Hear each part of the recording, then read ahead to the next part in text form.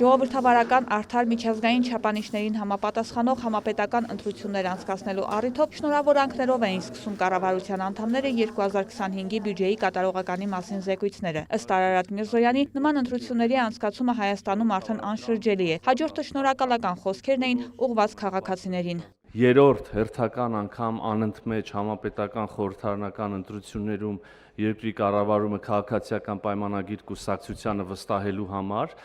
այս փաստը, որ երրորդ անգամ անընդմեջ մենք կարողանում ենք միանձնյա ձևավորել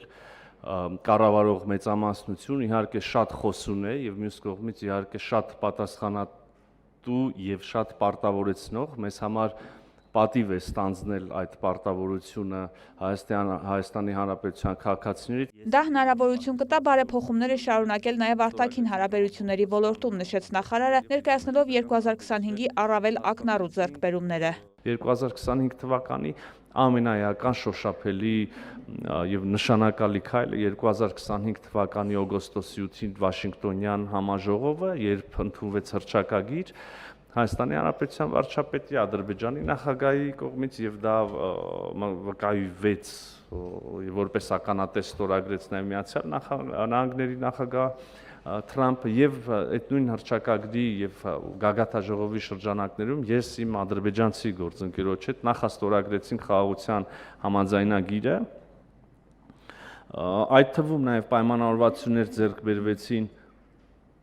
տարածաշրջանի տրանսպորտային ենթակառուցվածքների ապաշրջափակման վերաբերյալ, որը շատ շոշափելի ազդեցություն ունի մեր քաղաքացիների կյանքի համար։ Փոխադարձության սկզբունքով բեռնափոխադրումներ տեղի կունենան, կշարունակվի սահմանազատման գործընթացը։ Միրզոյանը խոսեց նաև Թուրքիայի հետ հարաբերությունների կարգավորմանը միտված քայլերի մասին, ընդգծելով, որ շուտով ունենալու ենք ամբողջական կարգավորում։ Հիշատակեց Գյումրի Կարս երկաթուղու վերագործարկման ուղղության համար ստեղծված աշխատանքային խմբի հանդիպումները։ Այժմ Թուրքիայի եւ Հայաստանի միջև ունենք ուղիղ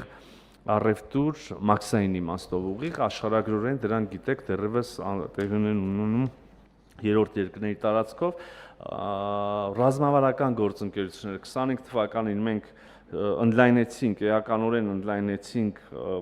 ռազմավարական գործընկերների մեր շրջանակը 6 ռազմավարական գործընկերություն հաստատեցինք օրինակ Նիդերլանդներ, Լյուքսեմբուրգ, Գերմանիա,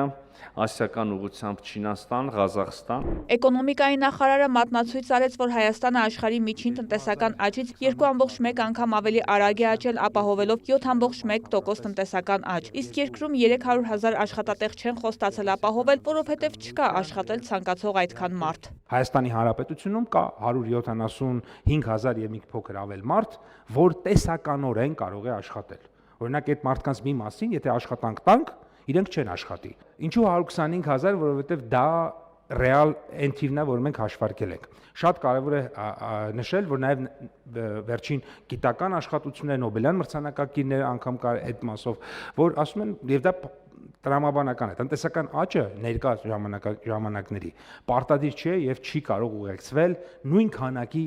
աշխատատեղերի ստեղծման։ Կառավարությունը շարունակում է արտադրողականության խթանման քայլեր իրականացնել սուբսիդիաների տեսքով, որոնցից օգտվողների թիվն ավելանում է։ Իսկ դա շուկաների բազմազանեցման կարևոր քայլ է, կարծում է նախարարը, արձանագրելով հայկական արտադրանքը Եվրոպայում մրցունակ է։ Մեկ օրինակ բերեմ։ Հայաստանում կան հարյուրավոր հեկտարներով ջերմատներ,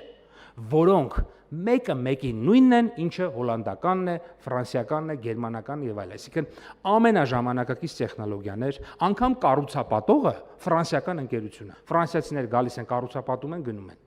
Մեթոդները ստանդարտի մեջ ինչ գրված է, դրանք այս ստանդարտում այսպես պետք է լինի։ Մեկը մեկին նույնական են։ Խնդիրը մաքսատուրքերի տարբերության ու աշխարհագրական հեռավորության մեջ է։ Կառավարությունը կսուբսիդավորի մաքսատուրքը, իսկ Եվրամիությանը աշխարհագրորեն մոտենալու հնարավորությունները եւս մեծ են, հաշվի առնելով Եվրամիության անդամության հավակնող երկու հարևանների հանգամանքը։ Վարդուհի Արզումանյան, լուրեր։